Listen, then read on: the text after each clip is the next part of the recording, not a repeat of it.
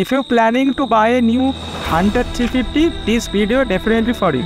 Hey guys, I am Soumen আর তোমরা দেখছো Soumen blogs. হান্টারের ব্যাপারে 5টা এমন কিছু কথা বলবো যেটা তোমরা কোনো ইউটিউবে পাবে না, মানে কোনো ইউটিউব চ্যানেলে পাবে না। কারণ আমি হান্টার কেনার পর 5000 কিলোমিটার চালানোর পর যে এক্সপিরিয়েন্সটা পেয়েছি সেই এক্সপিরিয়েন্সটাই তোমাদের সাথে শেয়ার করবো। হান্টার কেনার আগে এই ভিডিওটা তোমাদের মাস্ট দেখা উচিত। অনেক সবাইয়ের এখন স্বপ্ন হান্টার কেনার। হান্টার এখন বহুত সেল হচ্ছে। রয়্যাল এনফিল্ড তার হান্টার গাড়িটা লঞ্চ করার পর অনেক সাকসেস পেয়েছে, আর হান্টার গাড়িটা অনেক সবাইয়ের ড্রিম বাইক।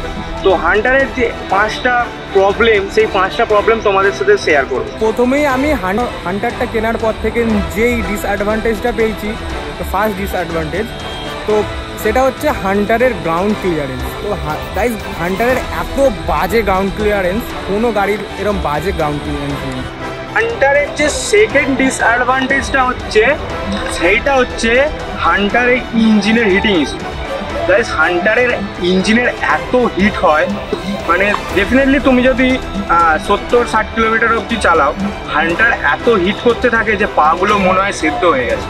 এইটা হচ্ছে সেকেন্ড ইস্যু। হান্টারের যে 3 নম্বর ইস্যুসটা রয়েছে, মানে 3 নম্বর যে ডিসঅ্যাডভান্টেজটা যেটা তোমরা হান্টার নেওয়ার পর ফিল করতে পারবে, সেটা হচ্ছে হান্টার তুমি যদি লংয়ে চালাও, হান্টারের ইঞ্জিনে একটা সাউন্ড হয়, সাউন্ডটা এত বাজে, একটা মানে ঘ্যাসঘ্যাসে টাইপের সাউন্ড হয়, পুরো একদম বেকার ফিলিংয়ে আসে ভাই ওই বেশি চালানোর পর হান্টারে। এটা একটা মেজর প্রবলেম হান্টার। আমার মনে হয় এই মেজর প্রবলেম ইস্যুটা তোমাদের সাথে শেয়ার করার কারণ আমি ওই জন্য শেয়ার করলাম। হয়তো অনেক সবার কাছে এই জিনিসটা মানে কোনো ইস্যু না, কিন্তু আমি যেটা ফিল করেছি সেটাই তোমাদের কাছে শেয়ার করছি। আর সেটা হচ্ছে গাইস, হান্টার এমন বাজেভাবে আওয়াজ করে, এটা তোমাদের ভয় খাইয়ে দেবে, কিন্তু কিছুই হয়নি। ওটা একদিন রেখে দেওয়ার পর আবার ইঞ্জিন থেকে ওই জিনিসটা আর আসে না।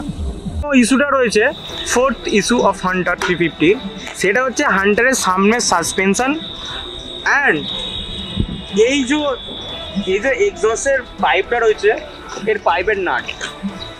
গাইস, তুমি যত খুশি এর নাটটাকে টাইট করো না কেন, এটা তোমার লুজ হবেই, জাস্ট বিকজ অফ হান্টারের গ্রাউন্ড ক্লিয়ারেন্স এত বাজে, যেটা আমাদের এই সাইলেন্সারের পাইপটা টাচ করে। দ্যাটস ওয়াই আমাদের সাইলেন্সারের পাইপের নাটগুলো লুজ হয়ে যায়।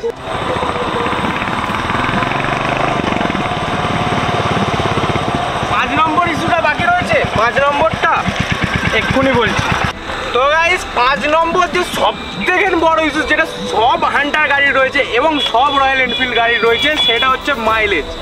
ভাই, এর মাইলেজটা কত দেয় এটা আমি তোমাদেরকে নেক্সট ভিডিওতে অবশ্যই জানাবো।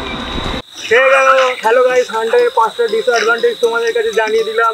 কেমন লাগলো হান্টারটা কেনার পর? তুই কি এক্সপিরিয়েন্স গেইন করেছিস বল? মানে তুই কি বুঝতে পারছিস এই গাড়িটা মানে কেনার পর? মানে ধর আমি যদি গাড়িটা কিনি, ঠিক আছে, আমি কি কি প্রবলেম পাবো বা কি কি মানে আমার পক্ষে ভালো হবে। ভাই, ভিডিওটা ওই জন্যই বানানো আছে, অবশ্যই ভিডিওটা দেখ, হান্টারটার কি কি প্রবলেম আছে ভিডিওটা বুঝতে পেরে যাবি। আর যদি ভালো লাগে তোর বন্ধুদের সাথে শেয়ার করে দিবি। আমি তোর চ্যানেলটা সাবস্ক্রাইব করি, আমাকে দেখা তোর চ্যানেলের নাম কি বল? তো গাইস, আমার চ্যানেলের নাম হচ্ছে সৌমেন ব্লগস 99, অবশ্যই সাবস্ক্রাইব কর।